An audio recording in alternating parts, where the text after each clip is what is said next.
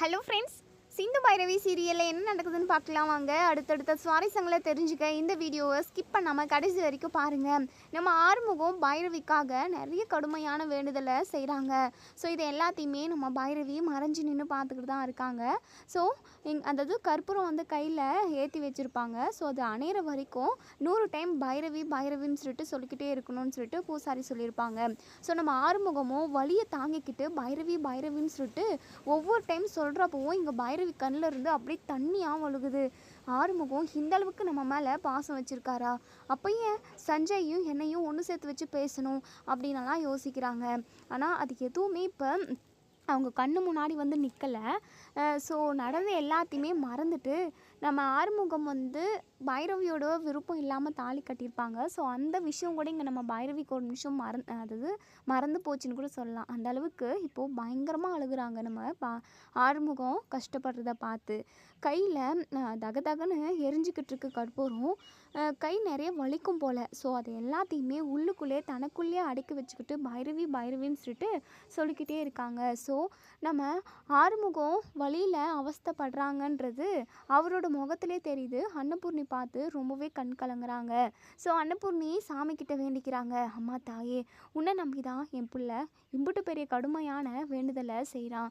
இந்த வேண்டுதலை நீ ஏற்றுக்கிட்டு என் மகனையும் பைரவியையும் ஒன்று சேர்த்து வைக்கணும். அவங்க 2 பேரும் ஒன்று சேர்ந்து சந்தோஷமாக வாழணும். பைரவி மட்டும் இல்லைன்னா கண்டிப்பாக ஆறுமுகத்தோட வாழ்க்கை நல்லாவே இருக்காது. பைரவி தான் ஆறுமுகத்துக்கு எல்லாமே. நீ மனசு வச்சா மட்டும்தான் தாயே இவங்க 2 பேரும் ஒன்று சேர்ந்து கடைசி வரைக்கும் சந்தோஷமாக ஒருத்தருக்கு ஒருத்தர் துணையாக வாழ்வாங்க அப்படின்னு அன்னபூர்ணி சாமிக்கிட்ட வேண்டிக்கிறாங்க. ஸோ இப்போது ஆறுமுகத்துக்கிட்ட அதாவது அந்த கையில் கற்பூரம் ஏற்றி வச்சுருந்தாங்க இல்லையா? ஸோ அது ஃபுல்லாகவே அணைஞ்சிருது. ஸோ அது 100 டைம் பைரவினும் சொல்லிடுறாங்க. சொல்லி முடிச்சாச்சு. ஸோ வேண்டுதல் எல்லாமே முடிஞ்சிருது.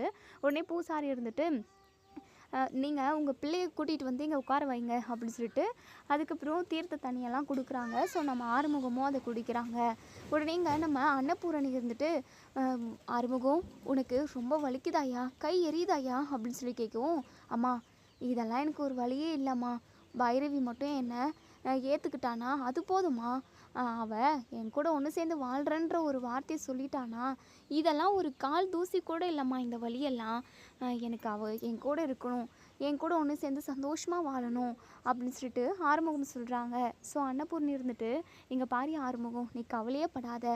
நீ அந்த ஆத்தாக்கு வேண்டுதலை நல்லபடியாக செஞ்சு முடிச்சுட்ட. கண்டிப்பாக அந்த ஆத்தா கண்ணை திறந்து பார்ப்பாயா, உன் வாழ்க்கையில் எல்லாமே நல்லதாகவே நடக்க வைப்பாயா அப்படின்னு பேசிக்கிட்டு இருக்காங்க. ஸோ பூசாரி அப்போ தான் அந்த பூஜை தட்டை எடுத்துகிட்டு வந்து இங்கே நம்ம அன்னபூர்ணி கையில் கொடுக்குறாங்க. ஸோ அன்னபூர்ணியுமே அந்த பூஜை தட்டை வாங்கவும் உடனே இங்கே பூசாரிக்கு சாமி வந்துடுது. ஏய் ஆத்தா வந்திருக்கேன் அப்படின்னு பயங்கர சத்தமாக கத்துறாங்க. ஸோ ஒரு நிமிஷம் அவங்க அன்னபூர்ணியே பயந்துடுறாங்க. ஏன்னா திடீர்னு இப்படி கத்துனதுமே அன்னபூர்ணி கொஞ்சம் பதறி போகிறாங்க. பயப்படாத தாயி, நான் உன் அம்மன் வந்திருக்கேன், உங்கள் கிட்ட பேசுகிறதுக்காக வந்திருக்கேன் அப்படின்னு உடனே இங்கே நம்ம அன்னபூர்ணிக்கு ரொம்ப ரொம்ப சந்தோஷமாக இருக்குது. ஆத்தா ஆத்தா, நாங்கள் செஞ்ச வேண்டுதல் உனக்கு வந்து கேட்டுருச்சா? நீ அதை பார்த்துட்டியா? நான் எல்லாத்தையும் பார்த்துக்கிட்டு தாண்டி இருக்கேன். இங்கே பாரு தாயி, நீ கவலையே படாத. உன் பிள்ளையும் உன் மருமகளும் ஒன்று சேர்ந்து சந்தோஷமாக வாழ்வாங்க. அதுக்கு நான் உனக்கு உத்தரவாதம் கொடுக்குறேன். எண்ணி 3 நாளில் கண்டிப்பாக உன் மருமக நாங்கள் 2 பேரும் ஒன்று சேர்ந்து வாழ்கிறோன்ற ஒரு வார்த்தையை உன்கிட்டையும் உங்கள் குடும்பத்தில் உள்ள ஒட்டுமொத்த பேர்கிட்டையுமே சொல்லுவா தாயி. நீ எதை நினச்சி கவலைப்படாத. ஆறுமுகம் தங்கமான பிள்ளை. அந்த பிள்ளைக்கு கண்டிப்பாக வாழ்க்கை நல்லபடியாக இருக்கும். அதுக்கு நான் துணையாக இருப்பேன்டி அப்படின்னு அம்மன் வந்து எங்கள் அன்னபூர்ணிக்கிட்ட சொல்கிறாங்க. ஸோ அம்மன் ஒவ்வொரு வார்த்தையும் பேச பேச இங்கே நம்ம அன்னபூரணிக்கு பயங்கரமாக அழுகழுகியாக வருது. ஆத்தா எப்படியோ ஆத்தா, என் பிள்ளை கூட என் மருமக ஒன்று சேர்ந்து வாழ்ந்தா அப்படின்னா அதுவே எனக்கு போதும். அதை தாண்டி நான் வேறு எதுவுமே உங்ககிட்ட கேட்க மாட்டேன்தா அப்படின்னு எங்கள் அன்னபூர்ணி சாமிக்கிட்ட முன்னாடி சொல்கிறாங்க. ஸோ அம்மன் சொல்கிறாங்க, எங்கள் பாரு தாயி, நீ உன் பிள்ளை விஷயத்தில் மட்டும் ரொம்ப சுயநலமாக யோசிக்கிற. எல்லார் வாழ்க்கை விஷயத்துலையும் நீ ஒரே மாதிரியான முடிவை தான் எடுக்கணும். அப்படி நீ எடுத்தால் மட்டும்தான் உன் பிள்ளையோட வாழ்க்கை நல்லாயிருக்கும். ஒரு பழமொழி கூட இருக்கே, ஊராம்புள்ளைய ஊட்டி வளர்த்தா தான் புள்ள தானாக வளரும்னு சொல்லுவாங்களே, அதுதான் தாயி. அதான் அந்த மாதிரி நீ இன்னொருத்தர் ஒரு பிள்ளையோட வாழ்க்கை கெடுக்கணும்னு நினைக்கக்கூடாது, அவங்கள பிரித்து வைக்கணும்னு நினைக்கக்கூடாது. உன் பிள்ளைக்கு என்ன கரெக்டான ஒரு நியாயமான முடிவு எடுக்கிறியோ அதே மாதிரி தான் மற்றவங்களோட வாழ்க்கையிலையும் நீ ஒரு நியாயமான முடிவு எடுக்கணும். அநியாயமான முடிவு எடுத்து 2 மனசும் ஒத்து போய் ஒன்று சேர வேண்டியவங்கள பிரித்து வைக்கணும்னு நினச்ச அப்படின்னா உன் பிள்ளையோட வாழ்க்கை நல்லா இருக்காது தாயி. உனக்கு நான் என்ன சொல்கிறேன்னு புரியும் அப்படின்னு சொல்லிட்டு சொல்கிறாங்க. ஸோ இங்கே நம்ம அன்னபூர்ணி கொஞ்ச நேரம் யோசிக்கிறாங்க. உடனே ஆறுமுகம் வந்துட்டு, அம்மா சிந்துவையும் சிவாவையும் தான் அம்மன் சொல்லுது அப்படின்னு சொல்லிட்டு, ஓ அப்படின்னு சொல்லிட்டு உடனே இங்கே நம்ம அம்மன் இருந்துட்டு, தாயி நான் சொன்னது உங்கள் 2 பேருக்குமே நல்லா புரிஞ்சிருக்கும் போல். இது அதாவது யாராக இருந்தாலும் ஒரே நியாயமாக தான் இருக்கணும். தான் பிள்ளைக்கு ஒரு நியாயம், மற்றொருவங்களுக்கு ஒரு நியாயம்னு சொல்லிட்டு இருக்கவே கூடாது. அது மிகப்பெரிய தப்பு. அந்த பாவம் எல்லாமே உன்னையும் உன் குடும்பத்தையும் ஜென்ம ஜென்மமாக வந்து சுற்றி சுற்றி அடிக்கும் அப்படின்னு சொல்லிட்டு எங்கள் அம்மன் வந்து சொல்கிறாங்க. ஸோ உடனே அன்னபூர்ணி இருந்துட்டு, கண்டிப்பாம்மா கண்டிப்பாக எல்லாரோட வாழ்க்கையிலுமே நான் ஒரே மாதிரியான முடிவு தான் எடுப்பேன். 2 பேரோட விருப்பம் என்னன்னு சொல்லி தெரிஞ்சுக்கிட்டு அவங்களோட விருப்பத்தை மட்டும்தான் இனிமேல் நான் நிறைவேற்றி வைப்பேன். இதுக்கு முன்னாடி நான் தெரிஞ்சோ தெரியாமலோ தப்பு பண்ணியிருந்தேன் அப்படின்னா என்னை மன்னிச்சிரு தாயி அப்படின்னு சொல்லிட்டு காலில் விழுந்து மன்னிப்பு கேட்குறாங்க. கொஞ்ச நேரத்துலேயே எங்கள் அம்மனும் மலையேறி போயிடுறாங்க. ஸோ பூசாரியுமே கொஞ்சம் மயக்கம் தெளிஞ்சதும் எந்திரிச்சு உட்காடுறாங்க. ஸோ அன்னபூர்ணிக்கிட்ட, இங்கே பாருங்கள் அன்னபூர்ணி அம்மா, அம்மன் சொன்னது உங்களுக்கு நல்லாவே புரிஞ்சிருக்கும் போல். சிவா சிந்துவை பற்றி தான் அவங்க சொல்கிறாங்க. சிவாவுக்கும் சிந்துவுக்கும் பிடிச்சிருந்தது அப்படின்னா கண்டிப்பாக நீங்கள் அவங்கள ஒன்று சேர்த்து வச்சு தான் ஆகணும். அப்படி நீங்கள் அவங்க 2 பேரையும் ஒன்று சேர்த்துனா மட்டும்தான் உங்கள் பிள்ளையோட வாழ்க்கை நல்லாயிருக்கும். அந்த அம்மன் அதை தான் உங்ககிட்ட சொன்னது. கொஞ்சம் எதுவாக இருந்தாலும் பார்த்து முடிவு பண்ணுங்க அப்படின்னு சொல்லிட்டு பூசாரியுமே அங்கேருந்து போயிடுறாங்க. ஸோ எங்கள் ஆறுமுகம் இருந்துட்டு, அம்மா தயவு செஞ்சு சிந்து சிவா விஷயத்தில் ஒரு நல்ல முடிவெடுமா. ஏன்னா சிவாவுக்கு சிந்துவை பிடிக்கல அப்படின்னா கூட பரவாயில்ல, சிவா மனசில் சிந்து தான் இருக்கா. சிந்துவும் சிவாவும் ஒன்று சேர்ந்து வாழணும். ஏன்னா 2 பேருக்குமே விருப்பம் இருக்குமா. தயவு செஞ்சு அவங்க 2 பேரையும் ஒன்று சேர்த்து வைமா. நல்லா யோசி, என் வாழ்க்கையும் கண்டிப்பாக நல்லாயிருக்கும் அப்படின்னு சொல்லிட்டு எங்கள் ஆறுமுகமும் சரி வாமா போகலாம் அப்படின்னு சொல்லிட்டு அன்னபூர்ணியும் ஆறுமுகமும் இப்போது வீட்டுக்கு கிளம்பி போகிறாங்க.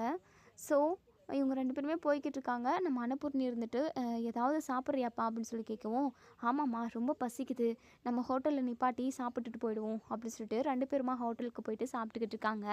இன்னொரு சைடு காயத்ரியை இந்த மாறனோட ஆட்கள் கடத்தி கொண்டு போகலான்னு சொல்லிட்டு கார்லலாம் ஏற்றிடுறாங்க.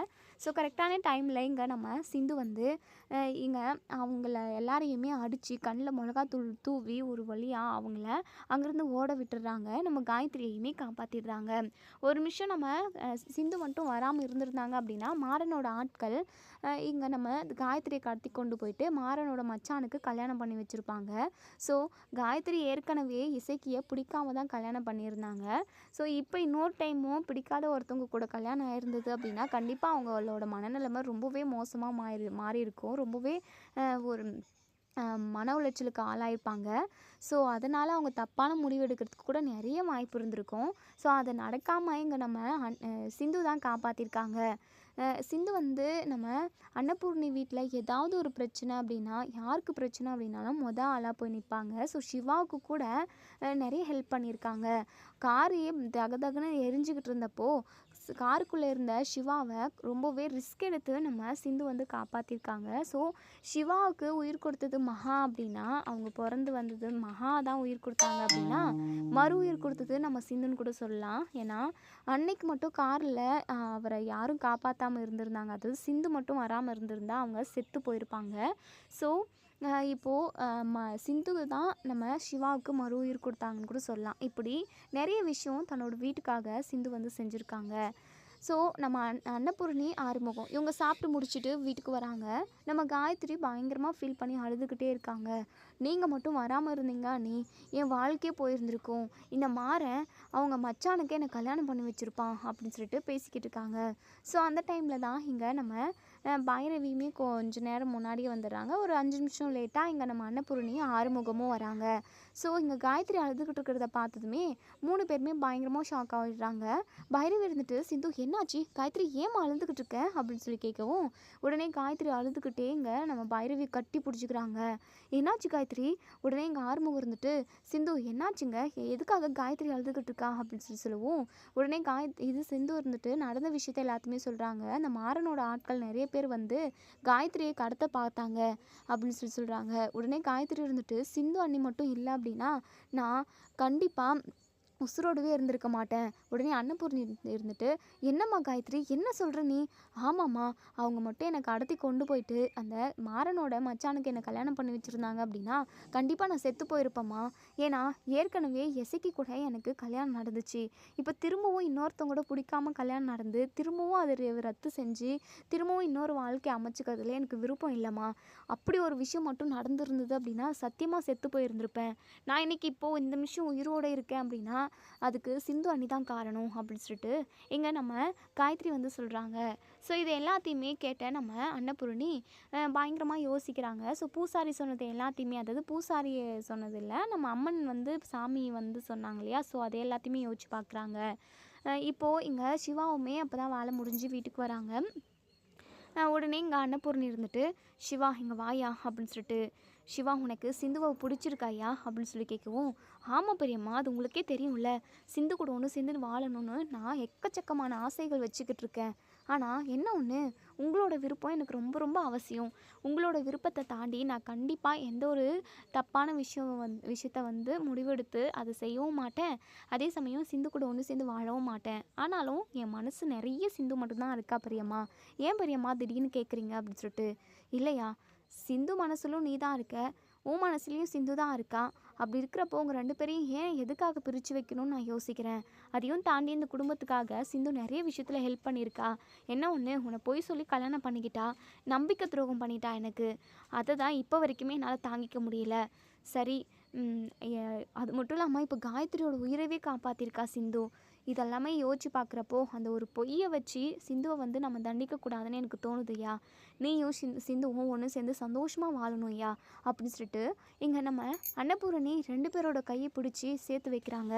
ஸோ இங்கே சிந்துக்கு பயங்கர அதிர்ச்சி. நம்ம அன்னபூரணி இன்ப அதிர்ச்சி கொடுத்துட்டாங்கன்னு கூட சொல்லலாம். இதை எக்ஸ்பெக்ட் பண்ணியிருக்கவே மாட்டாங்க நம்ம சிந்து. பயங்கர சந்தோஷப்படுறாங்க. நம்ம சிவா இருந்துட்டு, என்ன பெரியம்மா திடீர்னு உங்களோட மனமாற்றத்துக்கு என்ன பெரியம்மா காரணம் அப்படின்னு சொல்லிட்டு, ஒன்றுமே இல்லையா, உன்னுடைய விருப்பம் தான் என் காரணமே. நீ எவ்வளோ சொன்னாலுமே நான் சிந்து கூட தான் ஒன்று சேர்ந்து வாழ்வேன் அப்படின்னு சொல்லிட்டு அதில் உறுதியாக இருக்க இல்லையா. உன்னுடைய விருப்பமும் உன்னுடைய சந்தோஷமும் தான் எனக்கு முக்கியம். நீங்கள் 2 பேரும் ஒன்று சேர்ந்து சந்தோஷமாக வாழணும்யா அப்படின்னு சொல்லிட்டு சொல்கிறாங்க. ஸோ உடனே இங்கே நம்ம சிவா பயங்கரமாக அழுதுகிட்டு நம்ம அன்னபூர்ணி காலில் விழுந்து ரொம்ப நன்றி பெரியம்மா அப்படின்னு சொல்லிட்டு, இங்கே பாரியா சிவா எந்திரியா, இதுக்கெல்லாம் எதுக்கியா நன்றி சொல்கிற, எந்திரியா அப்படின்னு சொல்லிட்டு சொல்கிறாங்க. உடனே இங்கே நம்ம பைரவி இருந்துட்டு, சூப்பர் அத்தை, நீங்கள் ரொம்ப நல்ல முடிவெடுத்திருக்கீங்க. உண்மையாகவே உங்கள் மனசு போல் யாருக்குமே வராது. ரொம்ப நன்றி அத்தை. சிந்துவோட வாழ்க்கை என்ன ஆகுமோன்னு சொல்லிட்டு நான் பயந்துக்கிட்டே இருந்தேன். இப்போ சிந்து நினச்ச மாதிரி சிவா கூடவே ஒன்று சேர்ந்து வாழ போகிறா. எனக்கு இது போதும் அத்தை அப்படின்னு சொல்லிட்டு எங்கள் பைரவி வந்து சொல்கிறாங்க. ஸோ இதெல்லாத்தையும் பார்த்துக்கிட்டு இருந்த இங்கே மகாவுக்கு பயங்கரமாக கடுப்பாகுது. பயங்கரமாக ஷாக் ஆகுறாங்க. உடனே அன்னபூர்ணிக்கிட்ட வந்து, இங்கே பாருங்கக்கா, உங்கள் மனசில் நீங்கள் என்ன நினச்சிக்கிட்டு இருக்கீங்க, இங்கே பாருங்கள், சிவாவை பெற்று எடுத்தது நீங்கள் கிடையாது, நான். உடனே இங்கே நம்ம அன்னபூர்ணி பயங்கரமாக டென்ஷனாக வராங்க. இங்கே பாரு மகா, இதுக்கப்புறம் இப்படி ஒரு வார்த்தை பேசினேன் அப்படின்னா அவ்வளோதான். சிவாவோட விருப்பம் தான் எனக்கு ரொம்ப ரொம்ப முக்கியம். சிவாவுக்கு சிந்து கூட ஒன்று சேர்ந்து வாழணும்னு அவன் நிறைய ஆசைப்படுறான். அப்படி இருக்கிறப்போ அவன் சிந்து கூட ஒன்று சேர்ந்து வாழட்டுமே. இன்றைக்கி இருக்கிறவங்க நாளைக்கு இருக்க போகிறது கிடையாது. நிரந்தரமே இல்லாத வாழ்க்கை இது. அப்படி இருக்கிறப்போ இருக்கிற வரைக்கும் நம்ம எல்லாருமே சந்தோஷமாக ஒன்றா இருக்கணும், அம்புடு தான் அப்படின்னு சொல்லிட்டு நம்ம அன்னபூர்ணி வந்து ரூமுக்கு போயிடுறாங்க. ஸோ உடனே இங்கே பைரவி சிந்து கிட்ட வந்து, சிந்து நீ கவலைப்படாத சிந்து, எத்தனை பேர் எத்தனை தீய சக்தி உன்னை எதிர்த்தாலும் கண்டிப்பாக அந்த கடவுள் உன் பக்கம் இருக்கார். கண்டிப்பாக அந்த கடவுள் எனக்கு நல்லதை மட்டும்தான் செய்வார். இப்போ கூட பார்த்தியா, நீ நினச்ச மாதிரி சிவா கூட ஒன்று சேர்ந்து சந்தோஷமாக வாழ போகிற. இதை விட உனக்கு என்ன வேணும் சொல்லு அப்படின்னு சொல்லிட்டு, ஆமாம் பைரவி, மனசுக்கு அம்புட்டு சந்தோஷமாக இருக்குது. இப்போ நான் எம்புடு தான் சந்தோஷமாக இருந்தாலும் மனசில் ஒரு ஓரத்தில் உன் நினைப்பு எனக்கு ஓடிக்கிட்டே இருக்குது பைரவி. நீ நினைக்கிற மாதிரி ஆறுமுகம் மச்சான் ரொம்ப கெட்டவர்களாக கிடையாது, ரொம்ப ரொம்ப நல்லவைக. அவங்கள மாதிரி புருஷன் கிடைக்கிறதுக்கு நீங்கள் ரொம்ப கொடுத்து வச்சிருக்கணும் பைரவி. கொஞ்சம் யோசிச்சு பாரு. தனியாக உட்காந்து யோசி பைரவி. இந்த உலகம் எப்படி இருக்குது, இந்த உலகத்தில் உள்ள ஆட்கள் எல்லாருமே எப்படி இருக்காங்க, என்னெல்லாம் நடக்குதுன்றத கொஞ்சம் யோசிச்சு பாரு. அப்படிலாம் யோசிச்சு நீ ஆறுமுக மச்சானை மற்றவங்க கூட கம்பேர் பண்ண அப்படின்னா ஆறுமுக மச்சான் எம்பிட்டு நல்லவிகன்னு சொல்லிட்டு உன் மனசுக்கே தோணும். கண்டிப்பாக நீ ஆறுமுக மச்சானை ஏற்றுக்கிட்டு ஒன்று சேர்ந்து சந்தோஷமாக வாழணுன்றது தான் என்னுடைய விருப்பம். அது மட்டும் இல்லாமல் நீ அப்படி செஞ்ச அப்படின்னா அப்பாவுக்குமே ரொம்ப சந்தோஷமாக இருக்கும். நல்லா யோசித்து ஒரு நல்ல முடிவெடு பைரவி. தயவு செஞ்சு எக்காரணத்துக்காகவும் இந்த வீட்டை விட்டும் ஆறுமுக மச்சானை விட்டும் நீ போகவே கூடாது அப்படின்னு சொல்லிட்டு நம்ம சிந்து வந்து சொல்கிறாங்க. பைரவி இங்கே ஆறுமுகத்தை திரும்பி பார்க்குறாங்க. எதுவுமே சிந்துக்கிட்ட சொல்லாமல் அவங்க பாட்டுக்கு ரூம்குள்ளே போயிடுறாங்க. ரூமுக்கு போயிட்டு சிந்து சொன்ன விஷயத்தல்ல எல்லாத்தையுமே யோசிச்சு பார்க்குறாங்க. அதே சமயம் கோவிலில் ஆறுமுகம் பைரவிக்காக செஞ்ச வேண்டுதல் அது எல்லாத்தையுமே யோசித்து பார்க்குறாங்க. ஆறுமுகத்துக்குமே நம்ம மேலே உண்மையான பாசமும் அன்பும் இருக்க தான் செய்யுது. நமக்காக எம்பிட்டு பெரிய வேண்டுதல் செஞ்சுருக்காங்க அப்படின்னலாம் யோசிக்கிறாங்க. ஸோ நம்ம பைரவி இப்போதைக்கு யோசிக்க தான் செய்கிறாங்க. ஆறுமுகத்தை ஏற்றுக்கிட்டாங்க அப்படின்னா ரொம்ப நல்லாயிருக்கும். உண்மையாகவே நம்ம ஆறுமுகத்துக்கு பொண்டாட்டியாக வாய்ச்சதுக்கு நம்ம பைரவி தான் ரொம்ப கொடுத்து வச்சுருக்கணும். ஏன்னா ஆறுமுகத்துக்கு எந்த ஒரு கெட்ட பழக்கமும் இல்லை. பீடி, சிகரெட்டு, ட்ரிங்க்ஸுன்னு சொல்லிட்டு இந்த மாதிரி எந்த ஒரு கெட்ட பழக்கமும் கிடையாது. குடிச்சிட்டு வந்து பொண்டாட்டியை அடிக்கிற இந்த காலத்தில் இப்படி ஒரு புருஷன் கிடைக்கிறதுக்கு எல்லாருமே ரொம்ப தான், அதாவது எல்லாருன்ற மாதிரி நம்ம சிந்து ரொம்ப தான் கொடுத்து வச்சுருக்கணும். இதை புரிஞ்சுக்கிட்டு நம்ம சிந்து சீக்கிரமாகவே நம்ம ஆறுமுகத்து கூட ஒன்று சேர்ந்து வாழணும்னு நினைக்கிறவங்க இந்த வீடியோ கீழே கமெண்ட் பண்ணி தருவீங்க. நம்ம ஆறுமுகம் இப்போது ரூம்குள்ளே படுத்து ரெஸ்ட் எடுத்துக்கிட்டு இருக்காங்க. ஸோ அவங்க கை எல்லாமே நிறைய அப்படியே எரிச்சலாக இருக்குது. ஸோ ரொம்ப டயர்டாக இருக்காங்க. நம்ம அன்னபூரணி ஜூஸ் கொண்டு வராங்க. இவங்க நம்ம ஆறுமுகம் இருந்துட்டு எதுக்காகம்மா எனக்கு ஜூஸ் கொண்டு வர்றது, சாப்பாடு கொண்டு வர்றது, தண்ணி கொண்டு வரதுன்னு சொல்லிட்டு இப்படி மேலும் கீழமா ஏறி இறங்கிக்கிட்டு இருந்தால் நீங்கள் டயர்டாக மாட்டிங்களா? ஏற்கனவே உங்களுக்கு உடம்பு முடியல அப்படின்னு சொல்லிட்டு பேசிக்கிட்டு இருக்காங்க. ஸோ பைரவி அப்போ தான் அந்த வழியாக போகிறாங்க. ஸோ நம்ம ஆறுமுகம் பேசுனது எல்லாத்தையுமே கேட்குறாங்க. இங்கே பாருங்கம்மா, எனக்காக நீங்கள் கஷ்டப்படாதீங்க, ஏதாவது வேணும் அப்படின்னா நானே கீழே வந்து எடுத்துக்கிறேன் அப்படின்னு சொல்லிட்டு உடனே இங்கே நம்ம அன்னபூரணி இருந்துட்டு, இங்கே பாரு ஆறுமுகம், இதெல்லாம் எனக்கு எந்த ஒரு கஷ்டமும் இல்லையா? இங்கே பாரு, நீ ரொம்ப டயர்டாக இருக்க, கையெல்லாம் எரிச்சல்னு வேறு சொல்கிற, நீ எப்படியா சாப்பிடுவ? அதான் அம்மா உனக்கு ஊட்டி விட்டுட்டு போகலான்னு வந்திருக்கேன். ஜூஸுமே கொண்டு வந்திருக்கேன்யா, இது வாட்டர் பாட்டில் வச்சுருக்கேன், நீ அப்பப்போ கொஞ்சம் கொஞ்சமாக குடியா, சரியா? உனக்கு ஏதாவது வேணும் அப்படின்னா கூட ஃபோனை எடுத்து கால் பண்ணியா, நான் கீழேருந்து உனக்கு என்ன வேணுமோ எடுத்துகிட்டு ஓடி வந்துடுறேன் அப்படின்னு சொல்லிட்டு நம்ம அன்னபூர்ணி கண் கலங்கிக்கிட்டே சொல்கிறாங்க.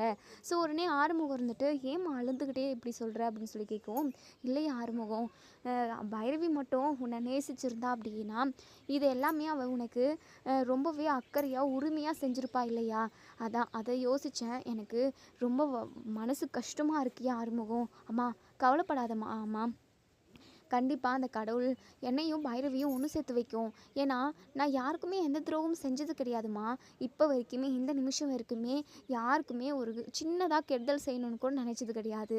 அப்படி இருக்கிற எனக்கு கண்டிப்பாக அந்த கடவுள் நல்லது செய்யாதாம்மா, கண்டிப்பாக செய்வார்.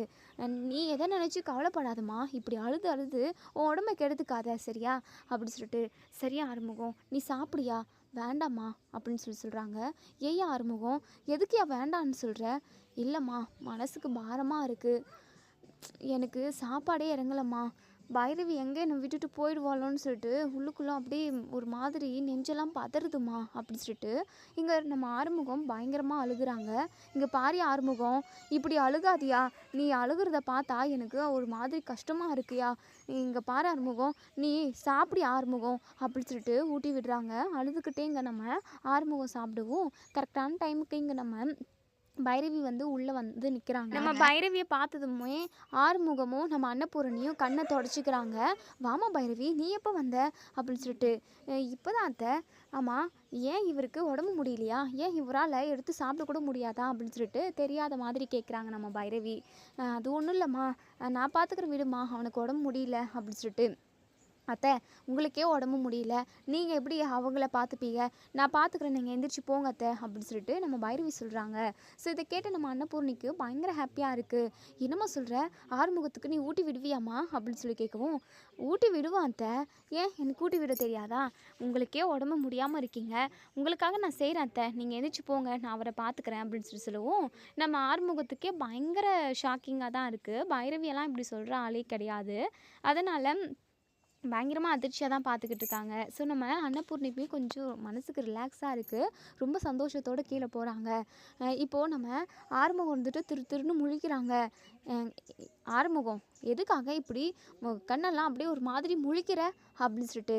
இல்லை பைரவி, எனக்கு ஊட்டி விடுறேன்னு சொன்னேன், அதான். நீ உண்மையை சொல்கிறியா, இல்லை அம்மா போனதுக்கப்புறம் நீ பட்னியை கிடறான்னு சொல்ல போறியான்னு சொல்லிட்டு நான் பார்த்துக்கிட்டு இருக்கேன். மற்றபடி வேறு ஒன்றும் இல்லை பைரவி அப்படின்னு சொல்லிட்டு. இங்கே பாரு, அதான் உனக்கு கையெல்லாம் காயமாயிருக்குல்ல. ஆமாம், இந்த காயம் எப்படி ஆச்சு? அது ஒன்றும் இல்லை பைரவி, தெரியாமல் போயிட்டு அடுப்பில் கையை வச்சுட்டேன், அதுக்கு தான். ஓஹோ, நீ என்ன சின்ன குழந்தையா, பப்பாவா, தெரியாமல் போயிட்டு கையை வைக்கிறதுக்கு? இல்லை பைரவி, அப்படி தான் பட்டுச்சு. அது என்ன, மற்ற இடத்துலலாம் காயம் படலை, கரெக்டாக உள்ளங்கையில் நடுவில் மட்டும் காயமாயிருக்கு. அது எப்படி பக்கம் அக்கம்மாலாம் படாமல் அப்படி சொல்லிட்டு? அதுவா பைரவி, அது தெரியலையே அப்படி சொல்லிட்டு. சரி சரி, காட்டு அப்படின்னு சொல்லிட்டு எடுத்து ஊட்டி விடுறாங்க. பைரவி, இது சாம்பார் சாதம் தான், ஆனால் எனக்கு அப்படி தெரியல பைரவி. வேற எப்படி தெரியுது? அப்படியே அமிர்தம் மாதிரி இருக்குது, அப்படியே தேன் நெய் மாதிரி இருக்குது, இனிப்பாக இருக்குது பைரவி அப்படி சொல்லிட்டு. எருமை சாம்பார் சாதம் இது காரமாகவும் உப்பாகவும் தான் இருக்கும், நீ என்னடனா இனிப்பாக இருக்குன்னு சொல்கிற? எருமை சாப்பிடு அப்படி சொல்லிட்டு ஊட்டி விடுறாங்க. ஸோ நம்ம பைரவி மனசில் ஆறுமுகம் வந்துட்டாருன்னு கூட சொல்லலாம். ஸோ நம்ம அன்னபூர்ணி இருந்துட்டு மறைஞ்சு நின்று பார்த்துக்கிட்டு இருக்காங்க. இங்கே நம்ம ஆறுமுகம் இருந்துட்டு, பைரவி, எனக்கு உடம்புக்கு முடியலனா கூட என்றைக்குமே நீ எனக்கு இப்படியெல்லாம் ஊட்டி விட்டதே கிடையாது, ஆனால் இன்றைக்கி அக்கறையாக ஊட்டி விடுற. என்ன பைரவி, என்ன சமாச்சாரம்? ஒரு சமாச்சாரமும் கிடையாது, நீ சாப்பிடணும், அத்தை கஷ்டப்படாமல் இருக்கணும் அப்படின்றதுக்காக தான் நான் ஊட்டி விடுறேன். அது மட்டும் இல்லாமல் நீ என் புருஷன் இல்லை அப்படி சொல்லிட்டு சொல்கிறாங்க. என்ன பைரவி சொன்ன, இன்னும் ஒரு டைம் சொல்ல அப்படின்னு சொல்லிட்டு. ஐயா அலையாத, நீ என் புருஷன், நான் உன் பொண்டாட்டி, நான் ஊட்டி விடக்கூடாதா என்ன அப்படி சொல்லிட்டு. ஆமாம் பைரவி, நீ என் பொண்டாட்டி, நான் உன் புருஷன், நீ ஊட்டி விடலாம், இதில் எந்த தப்புமே இல்லை பைரவி, நீ ஊட்டி விடு. நீ என்ன பண்ணுற, கிச்சனில் உள்ள ஒட்டுமொத்த சாப்பாடையுமே போட்டு எடுத்துகிட்டு வந்துடு, கொண்டாவில் இருக்கும். அதனால் ஒரு தாமாளத்தில் போட்டு நிறைய பிசைஞ்சு எட்டணுமா பைரவி. நீ நாள் ஃபுல்லாக எனக்கு ஊட்டிக்கிட்டே இருப்பியா, நான் அதை சாப்பிட்டுக்கிட்டே இருப்பேனா? ஆமாம், அப்படி சாப்பிட்டேன்னா செத்து தொலைஞ்சிருவேன் அப்படின்னு சொல்கிறாங்க. இல்லை பைரவி, நீ ஊட்டி விடுறேன்னா எம்புட்டு சாப்பாடு வேணாலும் சாப்பிடுவேன், செத்தெல்லாம் போக மாட்டேன் பைரவி அப்படின்னு சொல்லிட்டு சிரிச்சுக்கிட்டே சொல்கிறாங்க. உடனே பைரவி இருந்துட்டு, ஆறுமுகம், நான் உங்ககிட்ட ஒரு கேள்வி கேட்பேன், அதுக்கு உண்மையாக பதில் சொல்லணும். பைரவி, நான் இப்போ வரைக்குமே உங்ககிட்ட உண்மையை மட்டும்தான் பேசிக்கிட்டு இருக்கேன், என்றைக்குமே நான் எப்போவுமே உங்ககிட்ட போய் பேசினதே கிடையாது பைரவி அப்படி சொல்லிட்டு. அதான் உன் லட்சணம் எனக்கு நல்லாவே தெரியும், நான் இப்போ கேட்குற கேள்விக்கு கரெக்டாக பதில் சொல்லணும். சரி பைரவி, கண்டிப்பாக கரெக்டாக பதில் சொல்கிறேன், சொல்லு பைரவி, என்ன சொல்லணும்? ஆமாம், என்னை உனக்கு உண்மையாகவே ரொம்ப ரொம்ப பிடிக்குமோ அப்படின்னு சொல்லிட்டு. என்ன பைரவி இப்படி கேட்டுட்ட, நீ தான் எனக்கு எல்லாமே, என் அம்மாவை எவ்வளோ பிடிக்குமோ அதே அளவுக்கு உன்னையும் எனக்கு ரொம்ப பிடிக்கும். அதுக்கு அளவெல்லாம் இல்லை தெரியுமா? ஆமாம், வானத்தோட அளவு எவ்வளோன்னு உனக்கு தெரியுமா பைரவி? வானத்தை அளவே எடுக்க முடியாது அப்படின்னு சொல்லிட்டு பைரவி சொல்லுவோம். அதே மாதிரி தான் பைரவி, உன் மேலே நான் வச்சுருக்க அன்பும் பாசமும். நீ ரொம்ப ரொம்ப ஓவராக சீன் போடுற ஆறுமுகம். இல்லை பைரவி, நான் உண்மையை தான் சொல்கிறேன், உன் மேலே நான் உயிரே வச்சுருக்கேன், நீ என் கூட ஒன்று சேர்ந்து வாழணும், என்னை உன்னுடைய புருஷனாக நீ ஏற்றுக்கணும்னு சொல்லிட்டு எனக்கு ரொம்ப ரொம்ப ஆசை. ஆனால் நீ தான் என்னை ஏற்றுக்க மாட்டேங்கிறியே. ஆனால் இப்போ ஏற்றுக்கிட்டேன் ஆறுமுகம். என்ன சொல்கிற பைரவி? ஆமாம் ஆறுமுகம், நீ கையை அடுப்பில் வச்சுட்டேன்னு சொன்னியே, ஆனால் அது அடுப்பு காயம் இல்லைன்னு சொல்லிட்டு எனக்கு நல்லாவே தெரியும். நீ அம்மன்கிட்ட என்னெல்லாம் வேண்டுதல் செஞ்சியோ அதை நான் பார்த்தேன் ஆறுமுகம். எனக்காக நீ எவ்வளோ கடுமையான வேண்டுதலை செஞ்சுருக்க. உண்மையாகவே அதை பார்க்குறப்போ அந்த நிமிஷமே நீ அதாவது எனக்கு செஞ்ச நம்பிக்கை துரோகத்தை மறந்துட்டு என் மனசு ஃபுல்லாக நீ நிறைஞ்சிட்ட ஆறுமுகம். உன் கூட ஒன்று சேர்ந்து வாழணும், அப்படி உன் கூட ஒன்று சேர்ந்து வாழ்ந்தா என் வாழ்க்கை அழகாக இருக்குன்னு சொல்லிட்டு அந்த நிமிஷம் எனக்கு யோசிக்க தோணுச்சு. அந்த அளவுக்கு கடுமையான வேண்டுதலை என்ன செய்ய சொல்லியிருந்தா கண்டிப்பாக நான் செஞ்சுருக்க மாட்டேன் ஆறுமுகம். ஆனால் நீ எனக்காக செஞ்ச. எனக்கு உன்னை ரொம்ப பிடிச்சிருக்கு ஆறுமுகம், லவ் யூ ஆறுமுகம் அப்படி சொல்லிட்டு ப்ரப்போஸ் பண்ணுறாங்க. அதே சமயம் ஆறுமுகத்தோட நெத்தியில் முத்தம் கொடுக்குறாங்க. இதை எதையுமே நம்ம ஆறுமுகம் வந்து எக்ஸ்பெக்ட் பண்ணவே இல்லை.